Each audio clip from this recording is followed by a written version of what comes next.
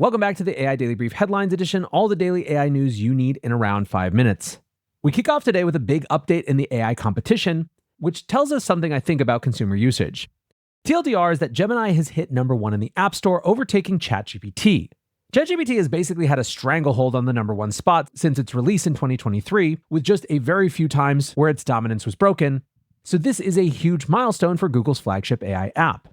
For many analysts, this is the validation they've been looking for that Google is starting to take the lead on AI.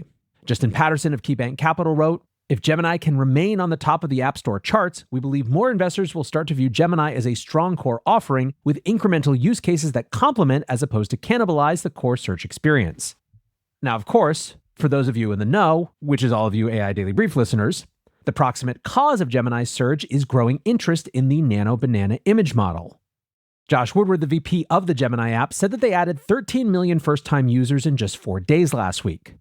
Now, as has happened with other AI image models in the past, we start to see these trends around a specific type of generation. The one that's happening right now is turning base images into 3D figures. Here's one of an image of Cristiano Ronaldo that turns into a 3D figure sitting on a desk and in a packaging box. Woodward noted that the trend had caught on in India last week to drive a wave of new downloads. Now, of course, we saw this happen before with the massive uptick in ChatGPT usage after their latest image generation model earlier this year came out, specifically around the Studio Ghibli trend that turned everything into a Ghibli-looking animation. Han Nguyen of Fractal MCP commented, "Gemini topped the App Store charts thanks to Nano Banana. It doesn't surprise me one bit. Humans are visual creatures."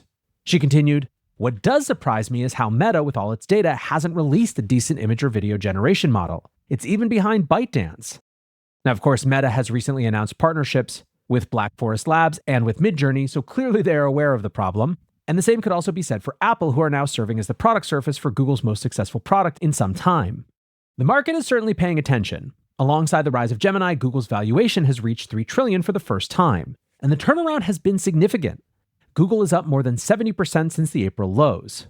18 months ago, Google AI was all about glue on pizza and ridiculous ahistorical images, but since then the company's valuation has doubled. Citigroup analyst Ron Josie boosted his price target for the stock, saying, "An accelerated product development cycle that is beginning to emerge with greater Gemini adoption across both its ads and clouds business." He added, "We believe Google is executing better across its halo of products, experiencing greater demand, and delivering improved profitability." Now, that doesn't mean everything is rosy. Google appears to be going through some of the same sort of restructuring we talked about at XAI last week, with Wired reporting that they have fired over 200 contractors working on AI products. Wired said that these contractors were working on AI ratings work, including evaluating, editing, and rewriting the Gemini's chatbot response to make it sound more human and intelligent. Basically, it sounds like a data annotation team of some time. Now, it is not exactly clear what the proximate cause of this was. As we discussed yesterday, there is a shift going on more broadly from generalist AI data annotators to more specialists. So maybe this is part of that, or maybe it's something else. Whatever the case, there are definitely some shifts going on behind the scenes that I think are worth keeping an eye on. Lastly today on the Google front, one of the company's top executives has defended the company's use of AI overviews in search as promoting customer choice. Yesterday, after the publisher of Rolling Stone sued Google, the first comments from the company were very brief and generic. However, now, VP of Government Affairs and Public Policy Markham Erickson gave a much more vigorous defense of AI overviews at the Wired AI Power Summit in New York on Monday. Erickson said, "I don't want to speak about the specifics of the lawsuit, but I can speak to our philosophy here, which is we want a healthy ecosystem. The 10 blue links serve the ecosystem very well, and it was a simple value proposition. We provided links that directed users free of charge to billions of publications around the world. We're not going to abandon that model. We think there's use for that model. It's still an important part of the ecosystem. However," he continued, "user preferences and what users want is also changing. So instead of factual answers and 10 blue links, they're increasingly wanting contextual answers and summaries. We want to be able to provide that too, while at the same time driving people back to valuable content on the internet. So it's a dynamic space. Ultimately, our goal is to ensure that we have an overall healthy ecosystem." Now, this topic is going to get more contentious. Absolutely, there are going to be more legal battles around it.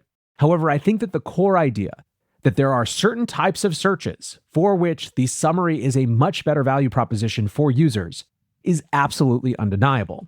The question is going to be what the right type of business model around it is and how the relationship between the summarizers and the publishers evolves to match the new reality. Next up, a small but pretty interesting story out of 11 Labs. The company is introducing a new managed service called 11 Labs Productions. The service offers AI-generated dubbing, captions, transcripts, and audiobooks with a human producer to verify and polish the final product. The goal is to deliver a production-ready result, and more importantly, to bring everything under one roof for an end-to-end customer experience. Co-founder Maddie Staniszewski said that 11 Labs have already partnered with 500 producers, more than the company's full-time employee count. Pricing starts at $2 a minute, and while some folks on Twitter had the take represented by BT Norris, wait, 11 Labs is offering human services? Is it over?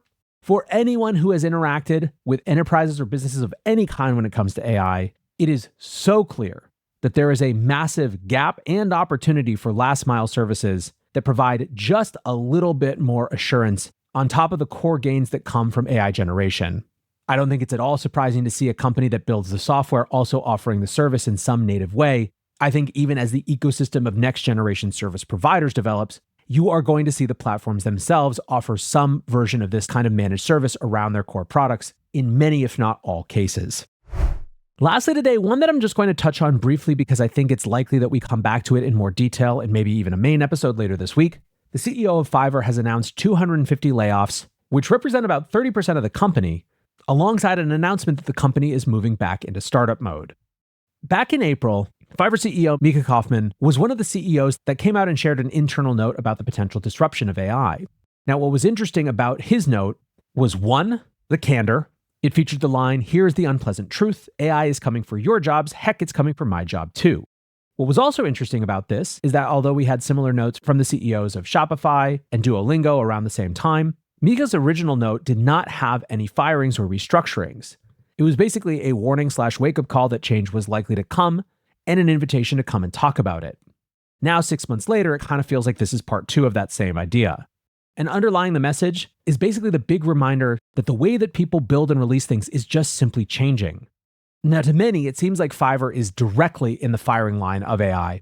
So many of the things that people used to hire freelancers for are exactly the type of things that they're now using generative AI for. And so it's not surprising that a marketplace for hiring those freelancers is feeling the pinch. At the same time, in their most recent reporting for the second quarter, Fiverr actually saw a 15% year-on-year increase in revenue. The company stated AI-related services are booming, with surging demand especially around AI agents, workflow automation, and vibe coding. Anyway, the point is that we are in the midst of some big changes. For now, though, that is going to do it for today's headlines. Next up, the main episode.